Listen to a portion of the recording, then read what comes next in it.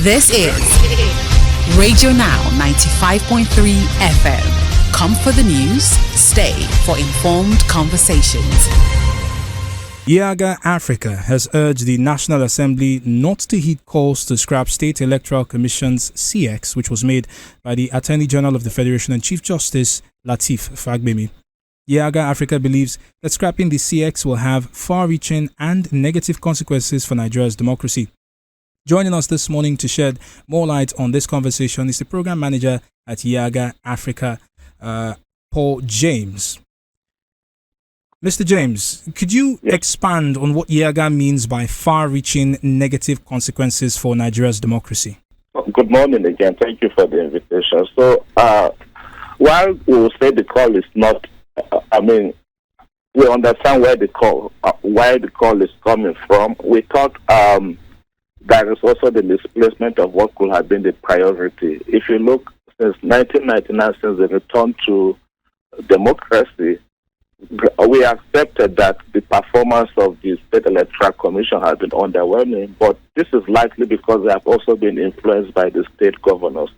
But if you look at the larger call, it's also in relation to the subvention that's supposed to be going to the local governments and the calls by the federal government to void that subvention, and I know they're already in the court. But to bring it also to the arena of elections, we thought it was also asking for too much, especially because now the call is that INEC should take over. The same INEC that also have been bashed by Nigerians about their performances in recent times. So what we thought is to also even get to this level of appreciating what INEC is doing, if we could invest more time, more resources to the State Independent Electoral Commission, perhaps they could also do better. The fear is that we don't also over-concentrate power in the center. And then if you're talking about decentralization or the need to also have a true reflection of democracy at the lower level, then we need to empower the State Independent Electoral Commission to do more. So for us, that is the call. That instead of having INEC to do everything, if you look in the election year, the number of elections that INEC conducts, in fact, I was in a meeting at INEC last month when they had the quarterly consultative meeting with stakeholders, and one of the calls from the chair, if I recall, is that we should even help INEC to see how they could waive up conducting by-elections. There's almost every month in this country, if you have been following, you see INEC is conducting one election or the other. It is just so much or too much for the election. If they are for the commission, if they are not conducting election, they are conducting, for instance, now in Edo and Ondo, INEC is conducting voter registration. INEC is distributing permanent voters cards. So it is just too much to ask the commission to do. We need to invest Mr. more. Mr. James, let me ask you this, right? You say invest more and build capacity for the state electoral commissions. But beyond this, part of the concern is also the political influence which the executive at subnational level wields upon every other arm of government. So if YIAGA says this isn't the way forward, how do you ensure that these electoral commissions are truly independent? Now, it's just to strengthen our legal frameworks for that. And if you see in the statement, one of the calls we have done also, if it will get to the point of withholding some subvention that will go to the state government to have this possible, then we should do it. Now, if you even look at the election structure of this country, if you compare it to a country like Senegal, the State Election Commission even conducts the state elections in Senegal. INEC should be focused on even concentrating the national elections. But since we are not at that level yet, for the small ones that the electoral commissions are doing, it's just to see how they can even do more. It's not far-fetched. If the problem is the state governors, what they will need to do with the state governors, we can use the instrument of the law to achieve that. That's the position of YIAGA Africa regarding that. So, as it stands, in terms of improving what exactly happens with our electoral bodies, you've talked about how INEC is not exactly, Nigerians have talked about how INEC is not exactly as perfect or as professional as it should be. And also the state electoral commissions in and of themselves, they're not exactly separate from INEC. And I ask this because I do wonder if the talk about scrapping the state electoral commissions isn't just a talk about removing a body that exists within INEC. Is there any particular improvement that can be done at the State Electoral Commission level to ensure that they deliver elections that are free, fair and credible going forward? So if you even aside the influence of the state governors, if you also have followed some of the elections that happened in the same time, you realize that the state electoral commissions will have to even depend on INEC sometimes for capacity. Sometimes they depend on civil society organizations for capacity. It is fine. We understand the challenges at that level.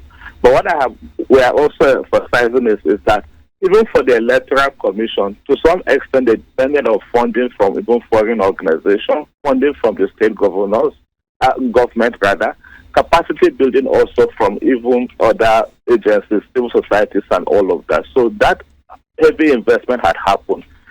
Some 2 years ago, I think 2021, the Oyo election, I saw something that had also happened at that level. Most of the trainings were conducted by a group called EduCare. They supported the commission in doing that. So we can extend those sort of support to that. What is also happening, if you go to those levels today and there are issues with elections, people don't even know about this because of the sort of popularity that INEC has enjoyed. The moment anything happens to election at those levels, they'll start calling INEC. INEC has not come and all of that. In fact, it was so heartbreaking that once upon a time, somebody even had to call us in Abuja if we could help speak with INEC because they were yet to arrive at their polling unit. So the lack of awareness at that level about the role, distinctions between the roles of INEC and the State Electoral Commission. So if we will have more funding, if we focus more attention at that level to the State Electoral Commission to provide them the sort of support that INEC enjoys, we'll get to the level that where we'll know, yes, we need to hold them to account. And also, if the state governors, for instance, will want to interfere, people will then know who to hold accountable for that. Now, another thing that also happens at that level is even the participation by political parties. You go to some places, people will say it is just endorsing, because if of the election you hear the parties will decide, oh no, then it should just be one of these parties. Or you go to even places where the sort of laws that you have some archaic law that even don't allow people to know who are contesting for the election. I give you an instance. Lagos in 2021, until 48 hours before the election, before the list of candidates for the election were released. So if I don't know who is contesting in the election, how will I vote for an unknown person?